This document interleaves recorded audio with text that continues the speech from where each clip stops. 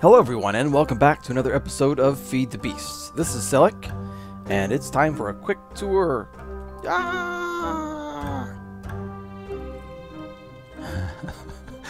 Oh man, I've been busy. As you can see, I have been moving all of my items from the wall o' barrels up to the new storage room here. I'll show you. So everything is being moved up. I have not configured all of the wireless receivers yet because I'm not sure. I'm not totally sold on this arrangement just yet.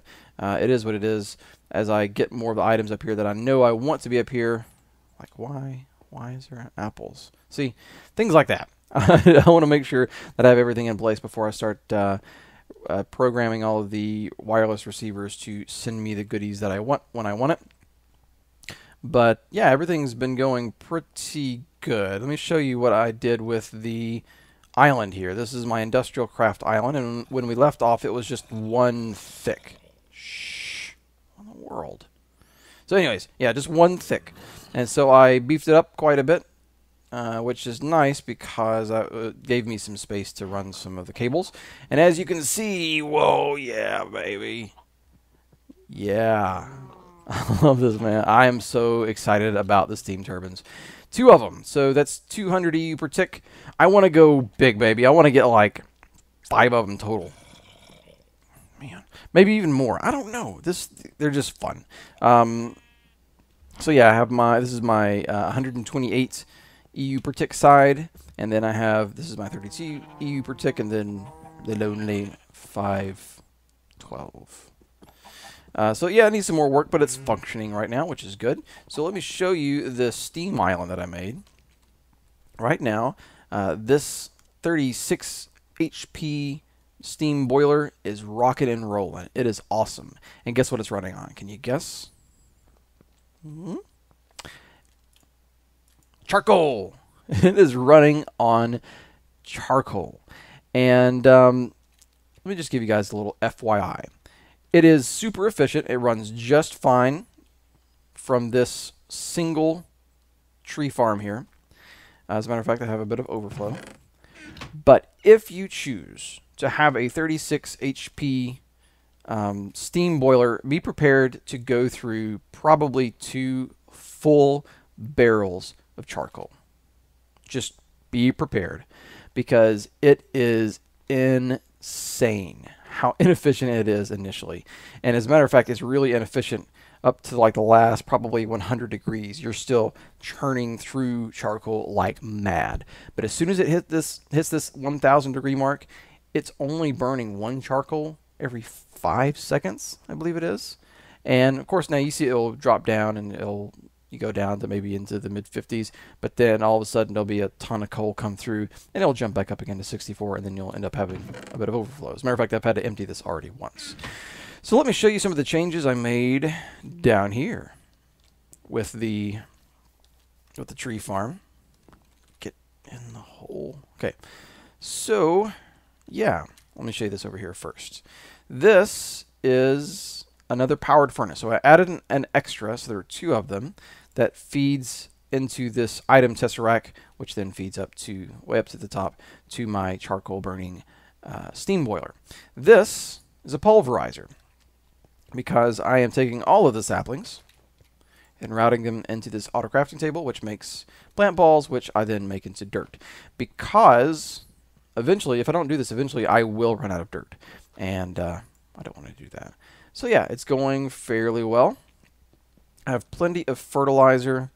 Even though fertilizer is not a renewable resource, it is really easy to get, and it makes quite a bit. I believe 1 apatite makes 8 of these. So yeah, just 8 apatite is what it takes to make a stack. So it's very efficient as far as that's concerned. So it's not a huge deal. I still have more apatite up here as well. Let me show you. So yeah, I've got plenty, and that's from the quarry. You know, I'm going to do another quarry soon because I need the bauxite. I need to be getting that so I can make this titanium, because I need to upgrade my industrial blast furnace to the higher or the nicer block type, because I want to blast some cook some nicer materials that I can't do unless it can handle the heat. So yeah, everything's going pretty good. I'm pretty excited. I'm excited. It was a pretty scary test for me. Not scary, but just knowing that I may just burn through all of my charcoal and not have anything left over. I didn't know if this tree farm could support that big old boiler, but it does, and does it quite well. I'm probably, I don't know yet, but probably going to rip this out and replace it with another tree farm. And that tree farm, one of the things I'm interested in is, can this tree farm's dirt production support 2 tree farms? I don't think it can, which is a little disappointing, because I would like to use this one's coal and dirt, and this one could be coal and biomass using the saplings. So, I don't know. We'll see. I still haven't gotten into the forestry stuff with the bees and the... I got a treealizer. Is that what it's called? Tree? Well, I don't know where it is. Is it right in front of my face? No. Here? Aha, there it is. So yeah, I got this, but I don't know how to use it really. Well, I do know you need like pollen or something, and I don't have any of that yet. So... and that's still obviously on the docket for future episodes to get into the bee stuff. So, well, let me show you what I've been doing with the Zycraft stuff.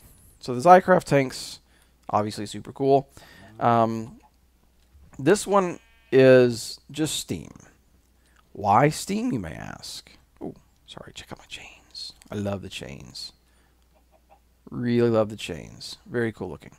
But why steam, right? Well, when these are running, these use, to produce its 100 EU per tick, it uses 320 steam per tick. This guy produces 720 steam per tick. And, by the way, I really love the way the Tesseracts look. They're like... I don't know, they look like little maybe futuristic leeches or something. They just like latched on to it. That's pretty cool looking. Anyways. Okay, so 720. This uses 640, these two. So when these are both running full blast, and this thing is obviously going full blast, and my industrial steam engines are running full blast down here, I don't have enough steam. So that steam tank acts as a buffer. So what I'm doing is I'm transferring the steam out of there into here, because when I ran my chains, I realized I had a conflict here. So this is the output down here below, and you can see my chains are sort of conflicting with it. So I'm going to move it over a little bit, and here's my input sort of hidden away in the back. It's not inputting anything at the moment. But yeah, so I'm going to be putting more chains around. I have a question for you guys and gals. A question that I don't know the answer to. So, as I see it, there are 3 ways that I could simulate chaininess. One is this, just having it go from this sort of a two-sided to whatever row chain, and then it turns into this diagonal kind of guy going up. But it goes from like this thin looking chain to a thick looking chain. So I was thinking, well, how do I fix that? So I tried this, but I don't really like the look of this. It sort of loses the chain look to me. So then I tried alternating, right? You see how I did this? Sort of the way I did this, but at an angle. But it just doesn't have... This has a pretty cool effect, I think. But this doesn't really. Excuse me. This doesn't really have a cool effect. So I'm thinking about maybe going with this, but then thickening it up like so. It will be more costly. Oh, and last time I said these things used... I was going to use a lot of tin. No, they don't use tin at all. They use refined iron. So I'm going to be using lots of iron, but thankfully I have lots of iron, so it's okay. And so, yeah, I'm leaning towards this diagonal with this thickness. Like I said, it will be more iron, more of the rubber, but you know, I've got so many. Let me show you this down here. And go. I've got still more of these, and I can, yeah, we still have a lot of resin left over from when I was. It's been like months ago. Wrong thing. Months ago that I was making making the sticky resin. So I have tons, plenty and tons. So I'm not too worried about that. So today, what are we going to be doing today? Well, we're going to be doing a little more with these Zycraft tanks. Oh, and don't worry, I have not forgotten about the quarry. I got a little excited.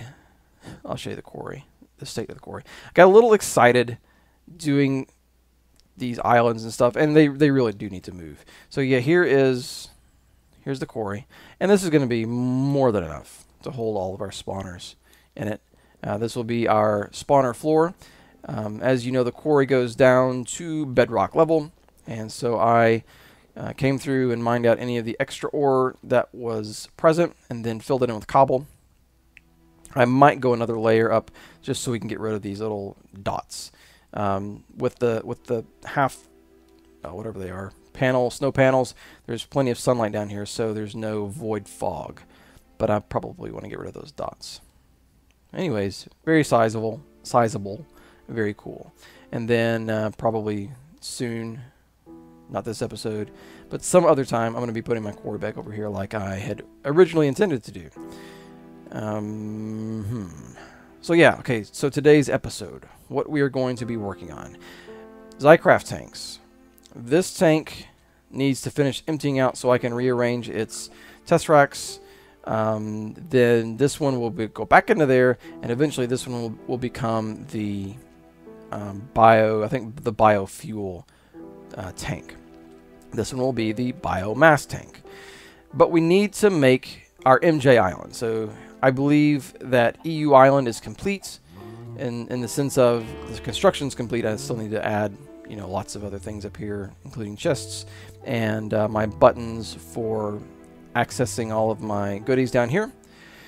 But we need to work on MJ Island. And so to do that, well, I thought about putting this in a couple of different places. So obviously this is the place I picked. Excuse me, but I also thought about putting it over here, but I felt like it would obscure our, this is our, wait for it,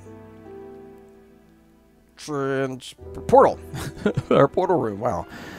This will hold our Twilight Forest portal, our Nether portal, etc., etc. So I didn't want to obscure that. So I thought over here looked nice. You know, I also thought about maybe up here. But the problem is you start running out of room pretty quickly.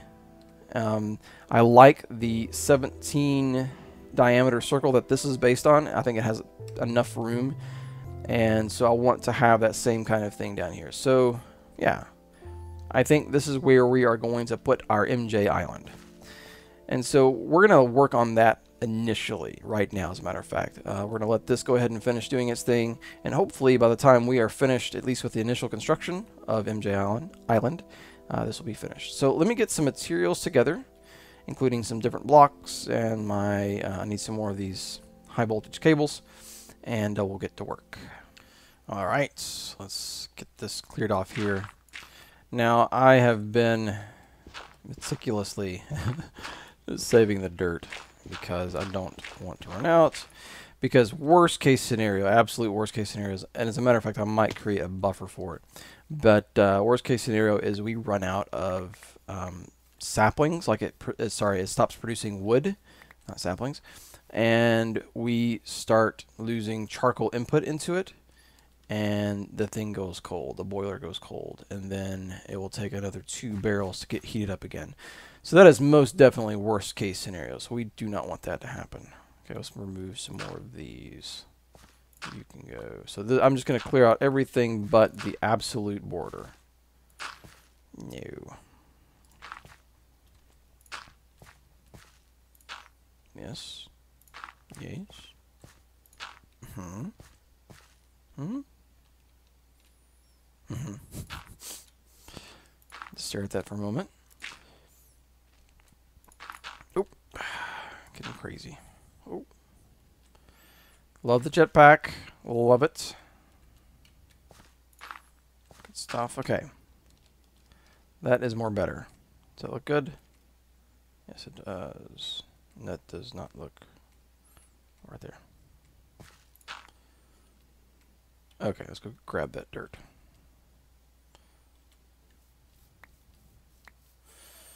Okay. I guess if I miss a few, it's not a big deal. It is a big deal. I cannot let it. Okay. Whatever. All right. Good enough.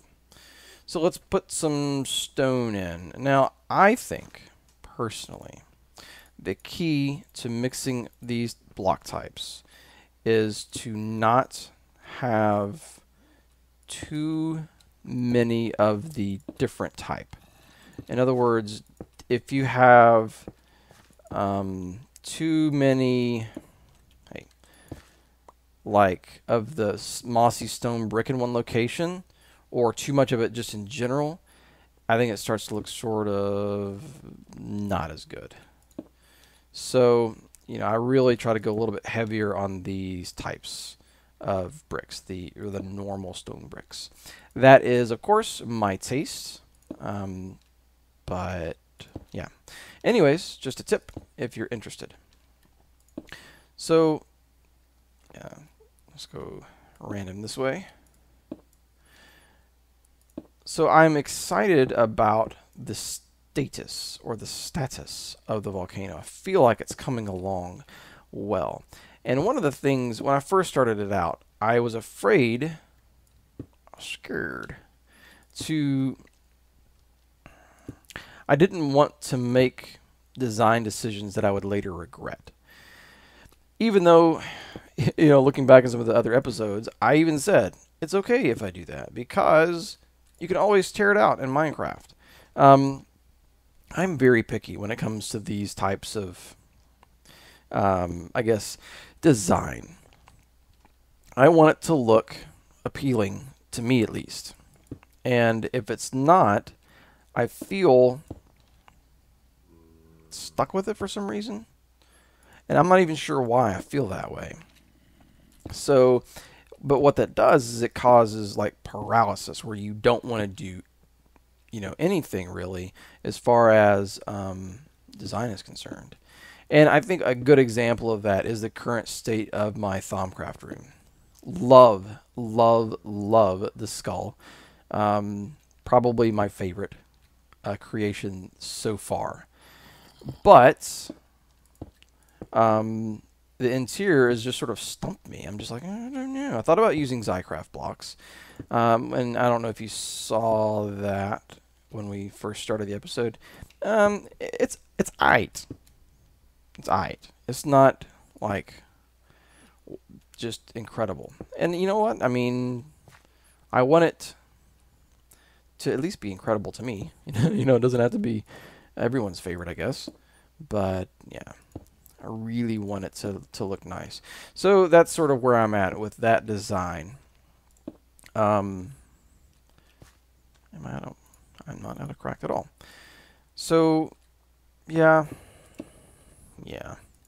I'm gonna keep working on this. This I think it's looking pretty good.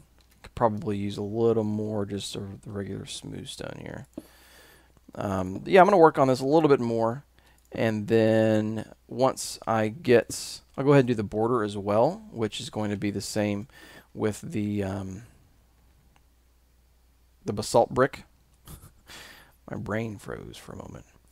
I will make a little more progress and then report back in. Alright, just finishing up the border here. And now that I've built this one time, I know exactly where all the blocks should go, which is sort of cool. Makes it heck of a lot faster. Which is very, very nice. Very nice. So, I decided to, let's go here. I like the way I ended up putting the chains. You can sort of see right there. So you only end up with one micro block that feels just a little out of place, as opposed to having both a top and a bottom that both felt out of place. Now I'm going to fill all of this in. All of that you can't see, everything underneath, is all cobble. And that way I sort of know where my borders are, know where I can dig and where I shouldn't dig, kind of thing. So I'm going to keep going on it. I thought I'd show you where I was at. I'll zoom up into the air so you can sort of see it's starting to take shape here. So let me do a little bit more, and I'll check back in. I wanted to show you guys a little bit of the creative process that I go through when I'm doing this, because it's not just all shapes and that kind of thing. Of course, a lot of it is just following the pattern. So you see I have a pretty well-defined pattern, but then I have things like this. And you guys ever watch Bob Ross? You know who I'm talking about, the painter guy.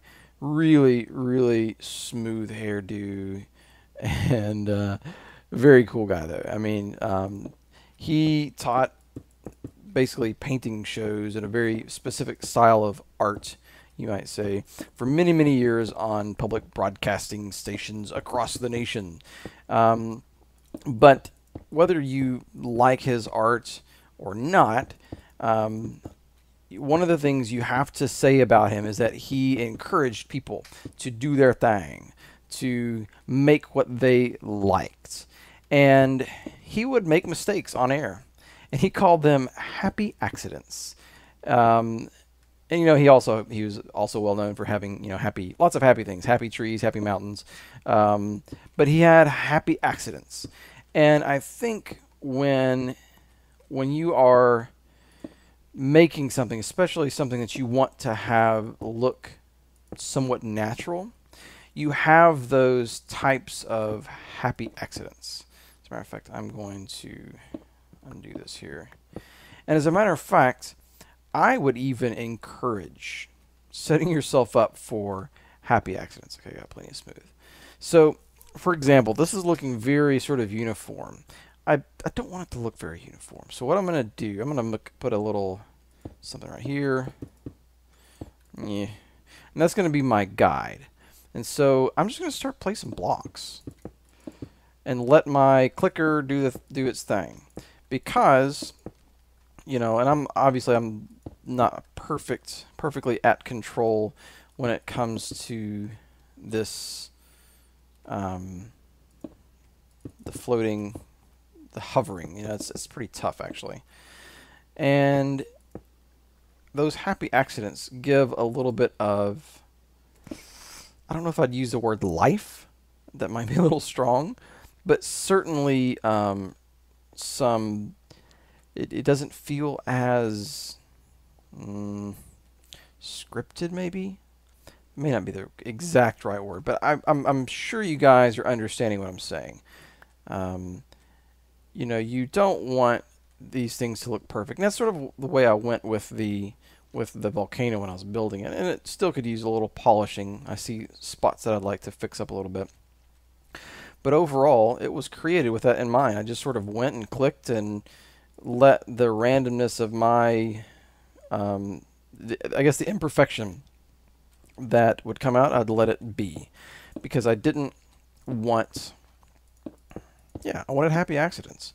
So yeah, I just wanted to encourage you guys as you're designing things, and I'm by no means a designing guru, but from what I have learned, I do think that things like happy accidents are, I have put myself into a corner here. So I think those happy accidents do make for more interesting looking things in Minecraft in general.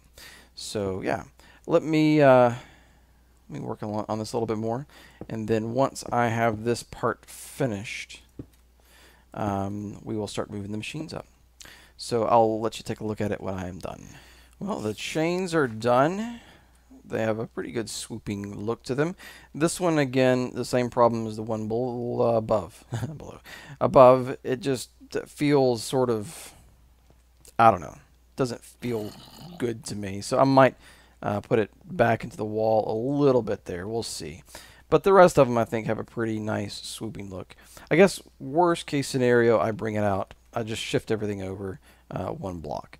But my happy accidents underneath island, I think went okay.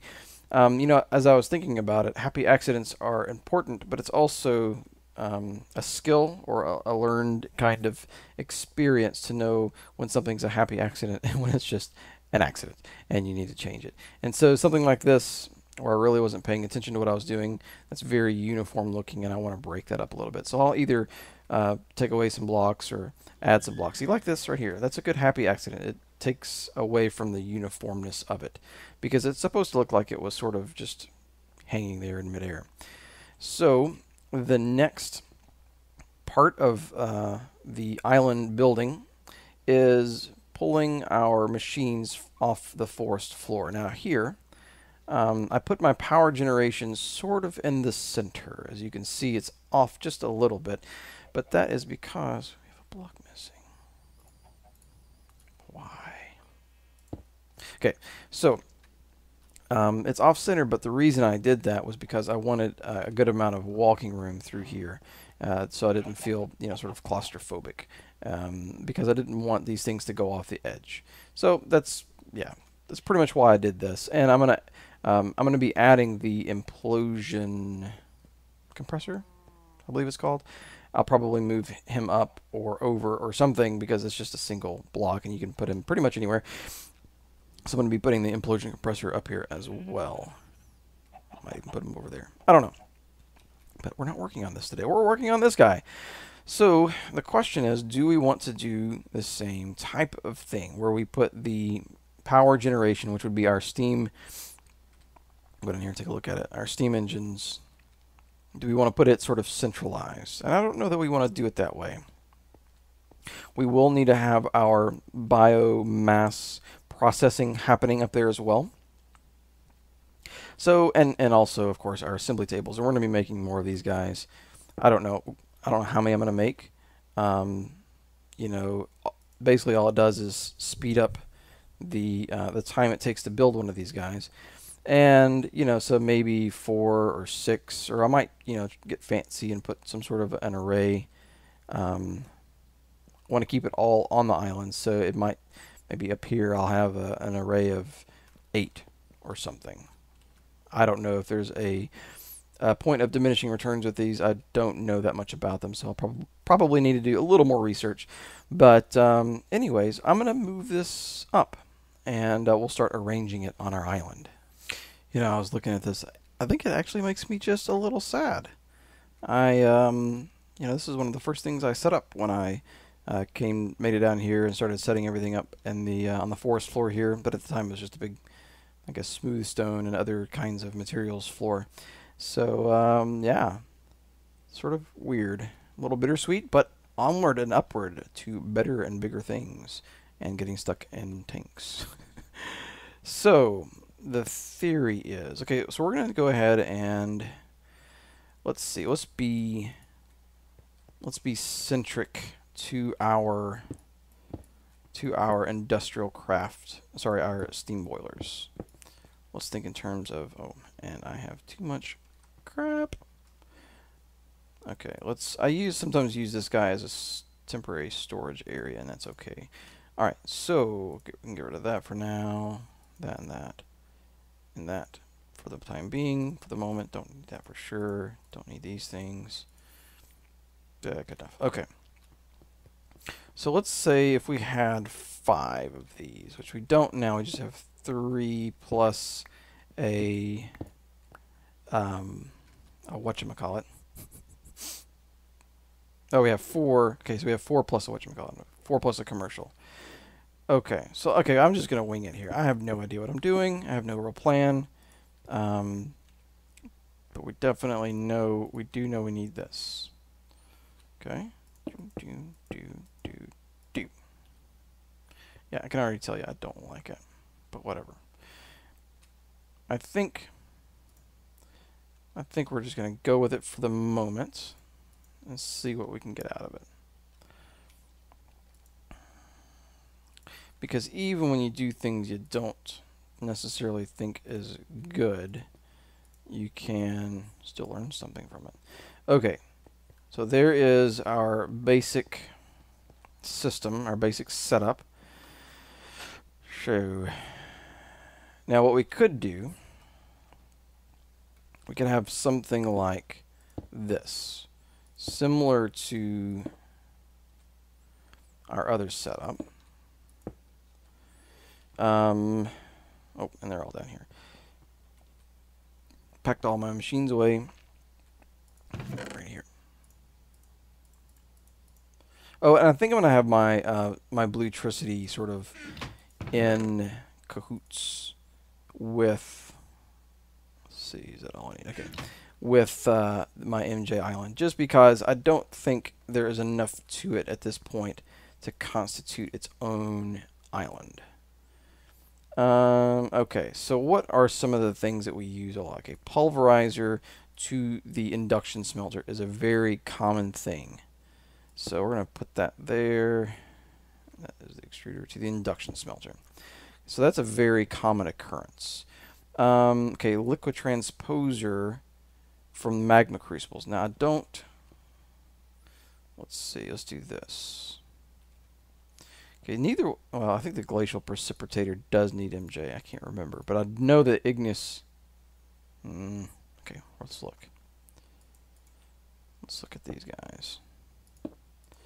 Okay, so, yeah, he doesn't need power. Does need power. Okay. So you can stick the igneous extruder anywhere because it basically uses the lava. That's the idea. Okay, so we're going to put you to the side for now. Definitely want 2 of those. Rolling machine. And because this thing, that steam boiler puts out so much steam, I haven't really found a use for this yet, though I may, if I have a very like high intensity kind of project that I need to do. So, okay, we're going to put 2 magnet crucibles there, liquid transposer there, and a liquid tesseract here. Here? Yeah, see, yeah, I don't know. Gonna keep going. Rolling machine. Rolling machine. Okay, here we go. Rolling machine. Definitely a big high use guy here. Is there something I'm really missing? Induction smelter. I don't really need any of the furnaces. Okay, these are sort of take it or leave it types. Oh wait. Duh. I need this guy. Here he is. You are important. You are also important. Yep. See, that's what happens when you put things that are important in your bag. So I could do something like that. Oh, not like that. Did I get it back? Oh. I got a little scared. I could do something like that where I have like this huge line of them, and the assembly table would then go right here. Darn it. Yeah, I fail. I'm looking at my hotbar. Okay, let's try that again. So right here, right? And so we could have up to, well, that'd give us 10. That would be a pretty good amount, I think. I mean, obviously, I don't know how scalable these things are. So, we could put another, I don't have enough on me, another row of these energy conduits. And so this would be like my assembly table side. And then maybe we could run... See, okay, so here's the major downside to doing it like this, is that I'm going to have these energy conduits running at this level. So I might drop this guy down 1 more, and actually the whole thing would go down 1 more. So he would go down into the cobble area and be covered up by this, and then we're going to run a pipe here. And basically what we'll do is when we want it to, we say we want to have some ender pearls melted or some redstone melted, we'll just change the output on it. So, all right, let me, I'm going to fiddle around with this a little bit more off camera. And once I've come to a decision on it, it probably won't be permanent, but it will definitely be a little more optimized. You may be wondering to yourself, why is Selleck holding a logic matrix programmer in his hand when he has no idea what it's used for? Well, let me tell you, Self. Yeah, I had a creeper explosion down here. A creeper explosion. It was tragic. Actually, it wasn't too bad, other than that I had to like spam click everything into chests because I did. Yeah, it wasn't actually too bad. I think it was just like 1.5 chests, so not a biggie, but still a pain. So here it is. I'm all done. Well, I would call this like the beta version. I dropped it down a few more blocks. Obviously, I made a whole bunch more of these, and it's really super, like, awesome fast. Watch this. It's so quick. I like to see the colors. I want to build stuff just so I can watch the light show. So there we go. Oh, and I have gold pipes, so it flies over to here real fast. And then sort of hiding underneath here are my stills. Uh-oh. Too much crap. Here. You go there and you can go there. So yeah, I have my stills set up and they are, there we go, not quite hooked up yet. I need to get some more liquid tesseracts so that I can start processing more biomass into biofuel and pumping it. So we still need to finish making my Psycraft tanks. But this episode is extra long. It has run for, I think when I checked, it was like over 35 minutes. So I guess that's to sort of make up for the long drought between episodes. It was like almost 5 days, I believe. So again, I appreciate your patience. I know you, many of you know, I am very busy in real life. So, but of course, it's always a pleasure to come and make these videos because this is how I relax. So yeah, there you go. There you have it. I might make some changes between now and then, but I hope you guys enjoyed this extra long episode and have a good week, and hopefully I will see you soon, maybe just in a few days. We will see. So yeah, I'll catch you guys later.